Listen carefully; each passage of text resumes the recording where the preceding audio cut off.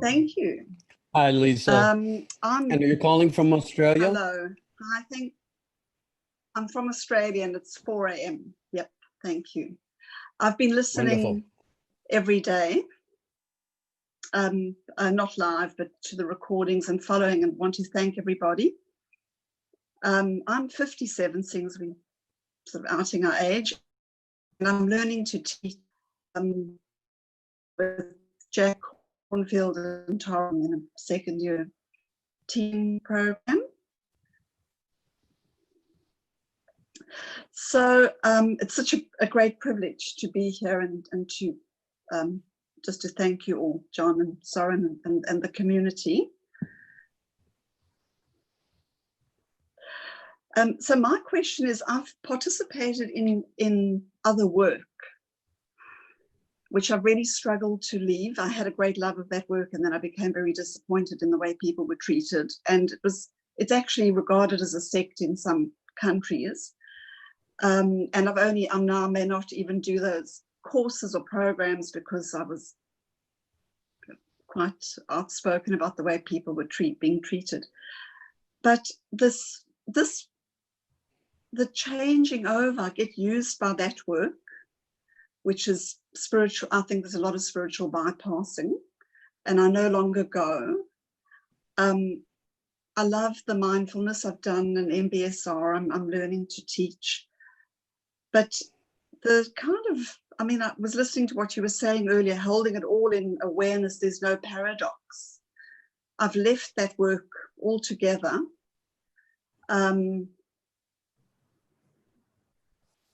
But I have found the changing over kind of difficult because everything is so similar to the other work, but it isn't. And then I'm kind of getting, so the term clearing is used a lot, and continuing to go in those programs is to maintain the clearing. I can hear your description of Ingra's net.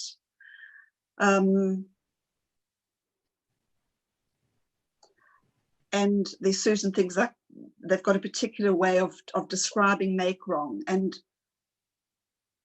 just switching over. So sometimes I instead of using wise discernment, I'm actually going to make wrong and anger and upset, etc. So really, so you're switching. The other words very upbeat. Are you saying that you're still, in some sense, feeling imprisoned by a certain kind of languaging of wisdom? Yes. And languaging within a context of actually making it seem like wisdom, but it's actually abuse of a certain kind, where power plays a big role, but spirituality is what's talked about? Yes, I mean, it's meant to be, it's not a religion, but it's sort of, it's all this, yep, it's a strict hierarchy. And so the internal dialogue closes down because you're in a program and you know to keep quiet because there's a hierarchy. But okay, so there you've laid it out very, very nicely and very clearly.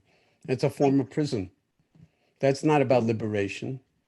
That's some kind of corporate strategy for controlling people's minds and very often also their pocketbooks. Mm.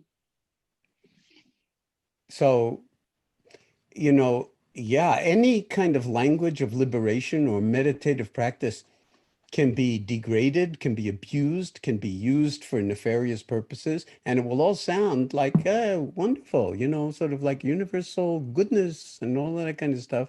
Meanwhile, give me your money, okay? Or give me your allegiance.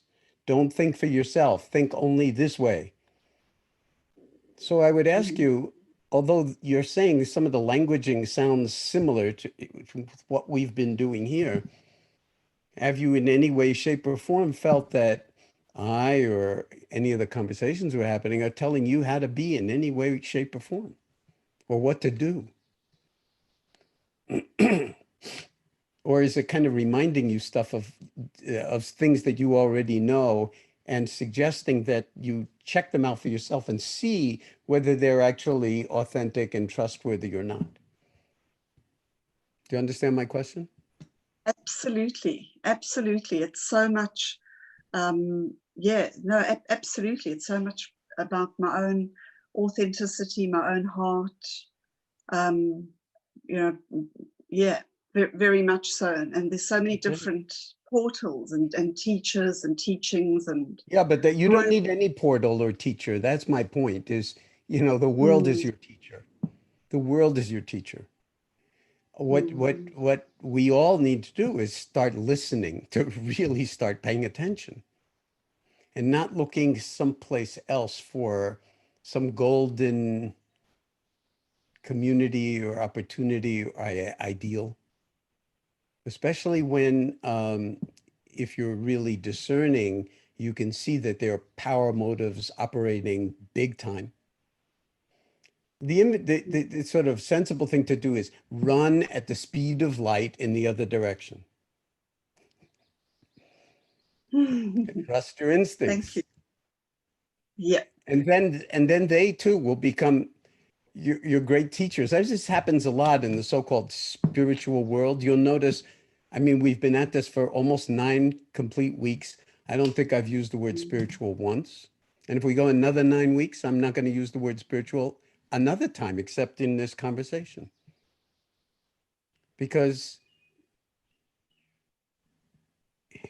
it means too many things to too many different people, and it's very often used in ways that actually reduce the human nature that, to me, my working definition of spiritual is what it means to be fully human. And who knows what it means to be fully human? None of us. That's why I'm emphasizing what Son Senim called don't know mind. That not knowing has a lot of knowing in it. And no one can rescue you from yourself. So, there are all sorts of traumatic horror stories of people getting caught up in one kind of cult or another, where the language is all about Christ or about Buddha or about wisdom or about, clearing or whatever the hell it is. And meanwhile, something else is on the agenda. And I've been stressing from the very beginning, there is no agenda here. There's no agenda other than waking up. And there's no one way to wake up.